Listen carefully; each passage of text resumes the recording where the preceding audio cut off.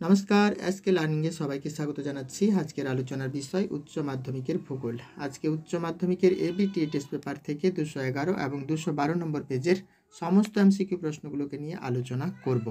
তো আগেই আমি বলেছি আমাদের চ্যানেলে কোনো রকম স্যারদের সমাধান করে দেওয়া উত্তরপত্র আপলোড করা হয় না। এখানে যা কিছু করা হয় সবকিছু নিজস্ব সিস্টেম বা নিজস্ব নলেজের উপর এখানে বাচ্চাদের টিচিং দেওয়া হয় এবং বাচ্চাদের সামগ্রিক জ্ঞান যাতে বৃদ্ধি পায় তার ব্যবস্থা করা হয়।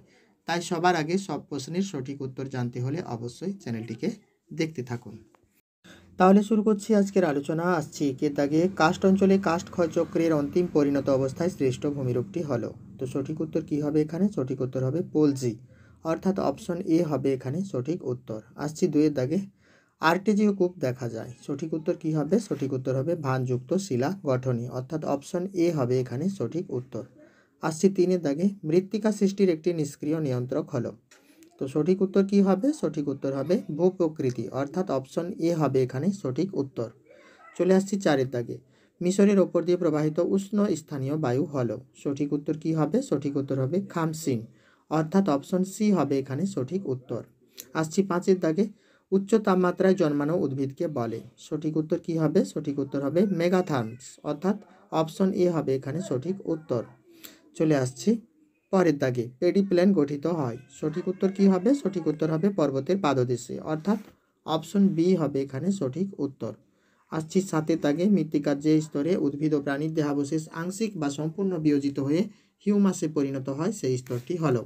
সঠিক উত্তর কি হবে? সঠিক উত্তর হবে ও স্তর, অর্থাৎ অপশন ডি হবে এখানে সঠিক উত্তর। আসছি আটের দাগে চূর্ণ লবণের আধিক্যে গড়ে ওঠা মৃত্তিকা হলো। তো সঠিক উত্তর কি হবে? সঠিক উত্তর হবে এখানে পেডোক্যাল মৃত্তিকা, অর্থাৎ অপশন এ হবে এখানে সঠিক উত্তর। চুন ও লবণের আধিক্যে গড়ে ওঠা মৃত্তিকা হলো পেডোক্যাল মৃত্তিকা। আসছি পরের দাগে সীমান্ত বিন্যাসের সংশ্লিষ্ট পর্যায়কে বলে। সঠিক উত্তর কি হবে? সঠিক উত্তর হবে ফ্রন্টোলাইসিস, অর্থাৎ অপশন বি হবে এখানে সঠিক উত্তর। আসছি দশের দাগে গোলাপি পোশাক পরিহিত কর্মী যে স্তরের অর্থনৈতিক কাজের সঙ্গে জড়িত। সঠিক উত্তর কি হবে? সঠিক উত্তর হবে তৃতীয় স্তর, অর্থাৎ অপশন সি হবে এখানে সঠিক উত্তর। চলে আসছি পরের দাগে অর্থাৎ 11 দাগে রারবান শব্দটি সর্বপ্রথম ব্যবহার করেন। সঠিক উত্তর কি হবে? সঠিক উত্তর হবে সি জে গ্যালপিন, অর্থাৎ অপশন বি হবে এখানে সঠিক উত্তর। চলে আসছি 12 দাগে ছত্তিশগড়ের অন্যতম লৌহ আকরিক উৎপাদক অঞ্চল।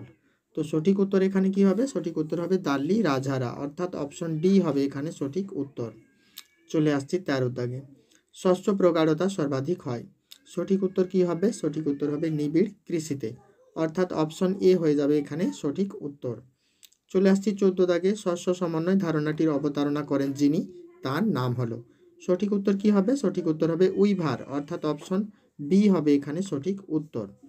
চলে আসছি 15 দাগে একটি পুষ্করিণীকে কেন্দ্র করে যে বসতি গড়ে ওঠে তা হলো। সঠিক উত্তর হবে আর্দ্রবিন্দু বসতি। চলে আসছি পরের দাগে সুয়েজ খাল সংযুক্ত করেছে। সঠিক উত্তর হবে ভূমধ্যসাগর ও লোহিত সাগর, অর্থাৎ অপশন বি হবে এখানে সঠিক উত্তর। চলে আসছি পরের দাগে ভারতের সিলিকন ভ্যালি বলা হয়। সঠিক উত্তর কি হবে? সঠিক উত্তর হবে বেঙ্গালুরু, অর্থাৎ অপশন সি হবে এখানে সঠিক উত্তর। চলে আসছি পরের দাগে দক্ষিণ আফ্রিকার কেপ টাউনের জলবায়ু হলো। সঠিক উত্তর হবে ভূমধ্যসাগরীয় জলবায়ু, অর্থাৎ অপশন এ হবে এখানে সঠিক উত্তর।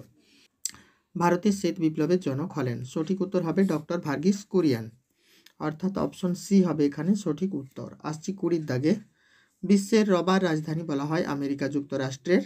সঠিক উত্তর হবে অ্যাক্রনকে, অর্থাৎ অপশন এ হবে এখানে সঠিক উত্তর।